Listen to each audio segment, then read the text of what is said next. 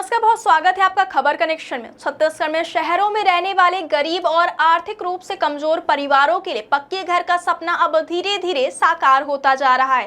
केंद्र सरकार की महत्वाकांक्षी योजना प्रधानमंत्री आवास योजना शहरी 2.0 के तहत राज्य को बड़ी सौगात मिली है। इस योजना के अंतर्गत छत्तीसगढ़ में 28,461 नए पक्के घरों के निर्माण के लिए 435 करोड़ रुपए से अधिक की केंद्रीय सहायता स्वीकृत की गई है।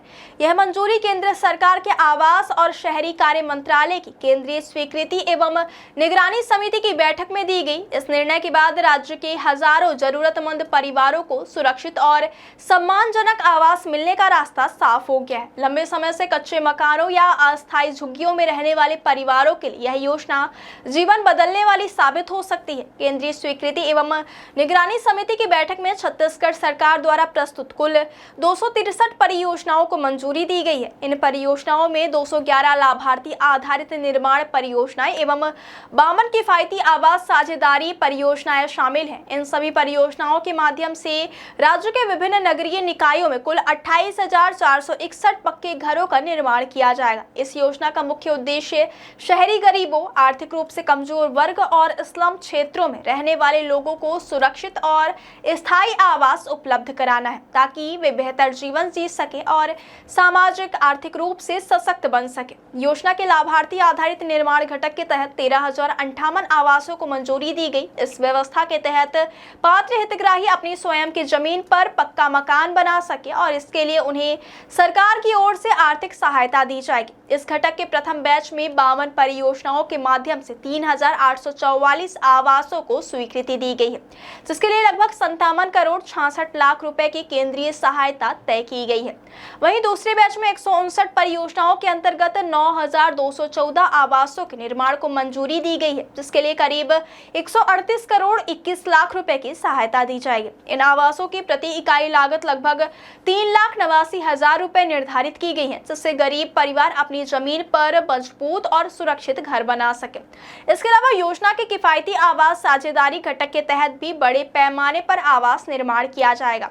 इस घटक के तहत कुल 15,363 आवास बनाए जाएंगे। इन आवासों का निर्माण शासकीय भूमि पर सार्वजनिक एजेंसियों के माध्यम से किया जाएगा और यहाँ सर्व सुविधा युक्त आवासीय परिसर विकसित किए जाएंगे। इन परिसरों में आर्थिक रूप से कमजोर वर्ग के लिए किफायती आवास उपलब्ध कराए जाएंगे और जहां जरूरत होगी वहां स्लम पुनर्विकास भी किया जाएगा।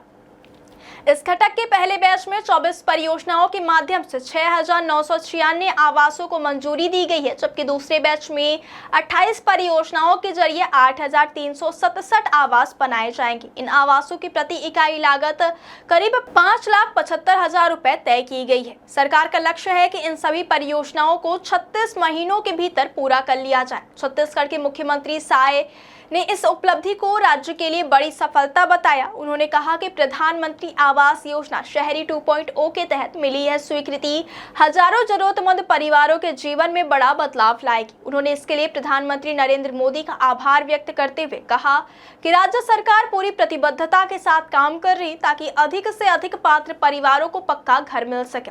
मुख्यमंत्री ने यह भी बताया कि प्रदेश की 263 परियोजनाओं को मंजूरी मिल चुकी है और अगले 36 महीनों में इनका निर्माण पूरा करने का लक्ष्य रखा गया। इस योजना के तहत बिलासपुर जिले के रतनपुर में आधुनिक तकनीक से 40 आवासों का एक विशेष प्रोजेक्ट भी तैयार किया जाएगा। यह एक अभिनव डेमोन्स्ट्रेशन हाउसिंग प्रोजेक्ट होगा, जिसमें नई और उन्नत निर्माण तकनीकों का उपयोग किया जाएगा। इस परियोजना का निर्माण भवन निर्माण सामग्री एवं प्रौद्योगिकी संवर्धन परिषद द्वारा किया जाएगा और राज्य शहरी विकास अभिकरण यानी SUDA के माध्यम से इन आवासों को पात्र लोगों को किराए पर उपलब्ध कराया जाएगा। उप मुख्यमंत्री और नगरीय प्रशासन एवं विकास मंत्री अरुण साव ने कहा कि राज्य सरकार इस योजना के प्रभावी क्रियान्वयन के लिए लगातार काम कर रही है।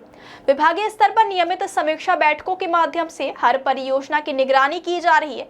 नगरीय निकायों के सहयोग से पात्र हितग्राहियों की पहचान की जा रही है और उन्हें समयबद्ध तरीके से योजना से जोड़ा जा रहा है। उन्होंने कहा कि केंद्र सरकार से मिली 435 करोड़ रुपए की सहायता से आवास निर्माण कार्य में तेजी आएगी और ज्यादा से ज्यादा जरूरतमंद परिवारों को पक्का घर मिल सकेगा। इसके साथ ही सभी लाभार्थियों को केंद्रीय सहायता आधार आधारित प्रत्यक्ष लाभ अंतरण प्रणाली के माध्यम से सीधे उनके बैंक खातों में दी जाएगी, जिससे पूरी प्रक्रिया पारदर्शी एवं प्रभावी बनी रहेगी।